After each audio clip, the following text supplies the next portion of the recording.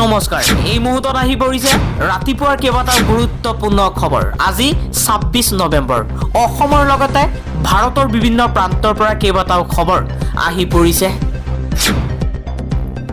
এই মুহূৰ্তত জনাই আছো এটা বিগ ব্ৰেকিং নিউজ অসম বিধানসভাত উত্থাপন হল বহু বিবাহ নিষেধাজ্ঞা বিধেয়ক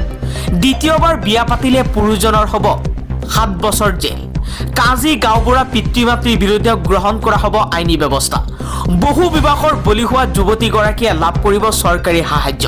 অসম বিধানসভাত বহু বিবাহ নিষেধাজ্ঞা বিধেয়ক উত্থাপন কৰি মুখ্যমন্ত্ৰী হিমন্ত বিশ্ব শৰ্মাই এই মন্তব্য কৰিছে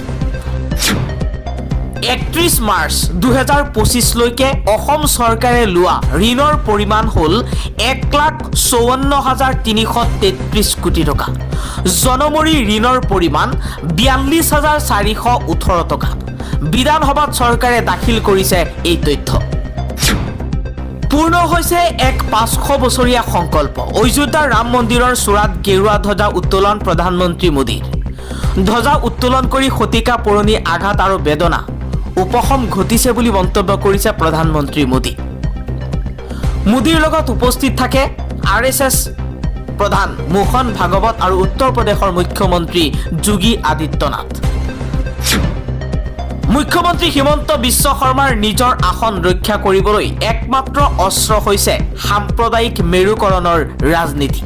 হিন্দু মুছলমানৰ ৰাজনীতিয়েই মুখ্যমন্ত্ৰীৰ শেষ আশ্ৰয়স্থল হৈছে মুখ্যমন্ত্ৰী হিমন্ত বিশ্ব শৰ্মাৰ সাম্প্ৰদায়িক ৰাজনীতিক লৈ সৰব হৈ পৰিছে অসম জাতীয় পৰিষদৰ সভাপতি লুৰিণজ্যোতি গগৈয়ে কৈছে হিমন্ত বিশ্ব শৰ্মাই এতিয়া অস্ত্ৰ হিচাপে নিজৰ আসনখন ৰক্ষা কৰিবলৈ সাম্প্ৰদায়িক মেৰুকৰণৰ ৰাজনীতি আৰম্ভ কৰিছে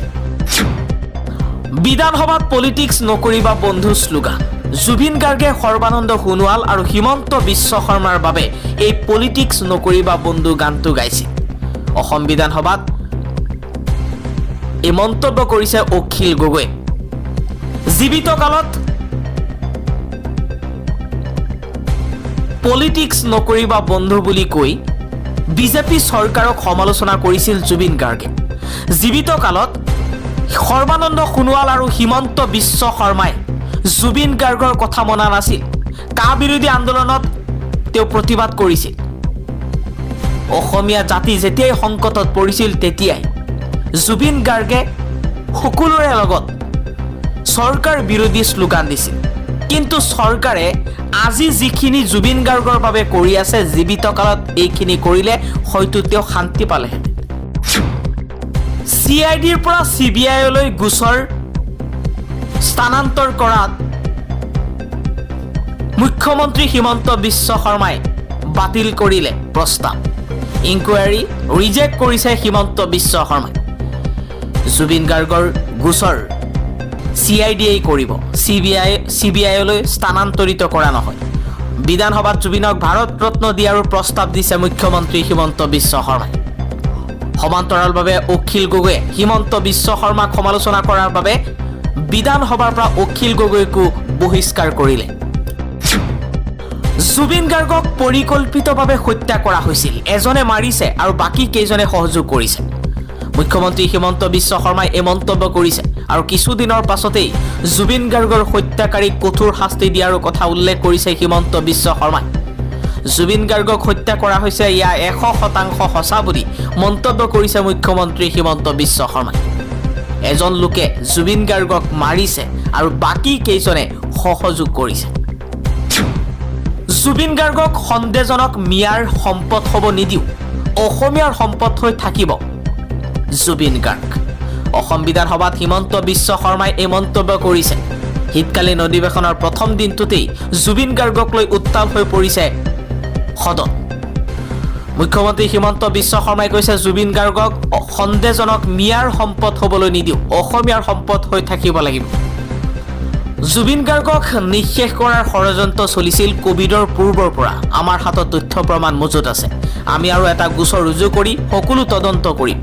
CIDক মই নিৰ্দেশনা দিছো মুখ্যমন্ত্ৰী হিমন্ত বিশ্ব শৰ্মাই জুবিন গাৰ্গৰ হত্যাৰ প্ৰসংগক লৈ মন্তব্য কৰিছে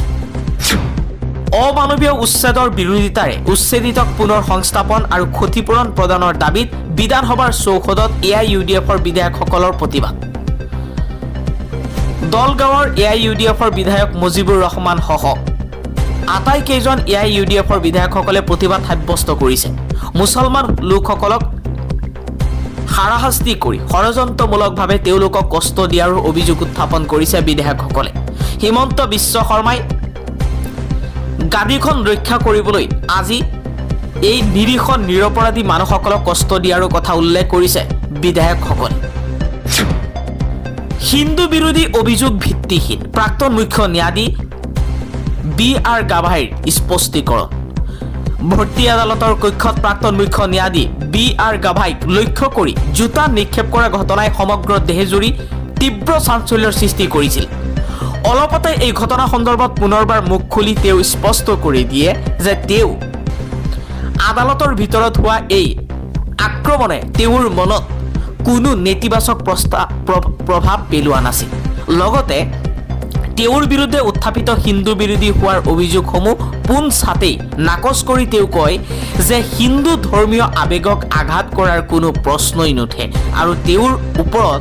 লগোৱা এই অভিযোগসমূহ ভিত্তিহীন। ভোটাৰ তালিকাৰ বিশেষ কঠোৰ সংশোধন। উত্তৰ প্ৰদেশত 60জন BLOৰ বিৰুদ্ধে গোচৰ ৰুজু, 2জনক নিলম্বন কৰা হৈছে। উত্তৰ প্ৰদেশৰ নয়ডা প্ৰশাসনে ভোটাৰ তালিকা চলি থকা বিশেষ কঠোৰ পুনৰীক্ষণ SIRৰ সময়ত গাফিলতি আৰু নিৰ্দেশনা পালন নকৰাৰ অভিযোগত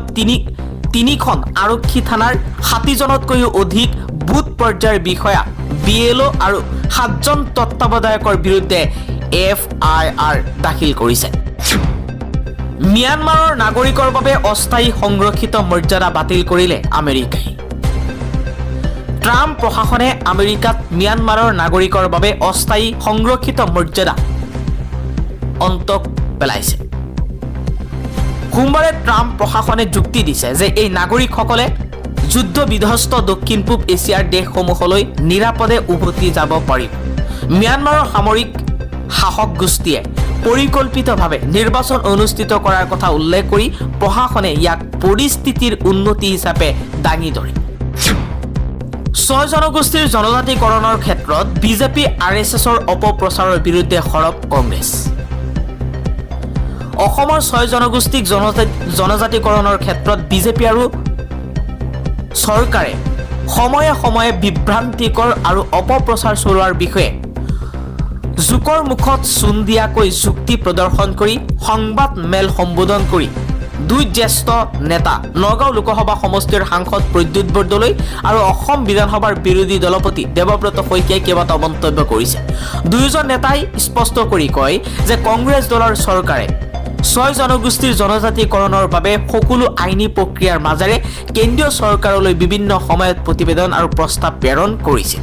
সংবাদমেল সম্বোধন কৰি বিৰোধী দলৰ নেতা দেৱব্ৰত শইকীয়াই কয়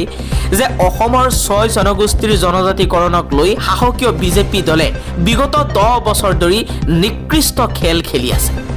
2016 চনত তেতিয়াৰ কেন্দ্ৰীয় জনজাতি পৰিক্ৰমা দপ্তৰৰ মন্ত্ৰী জুৱেল ওৰামে অসমত বিজেপি চৰকাৰ গঠন হলে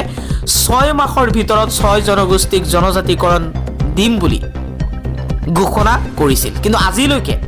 আজি পৰ্যন্ত সেয়া ঘোষণা হৈয়েই ৰ'ল। এতিয়া এই বিষয়বোৰৰ কোনো উত্তৰ নথকাত বিজেপিয়ে মানুহক বিভ্ৰান্ত কৰি কংগ্ৰেছ দললৈ দুখ ঠেলিবলৈ চেষ্টা কৰি আছে।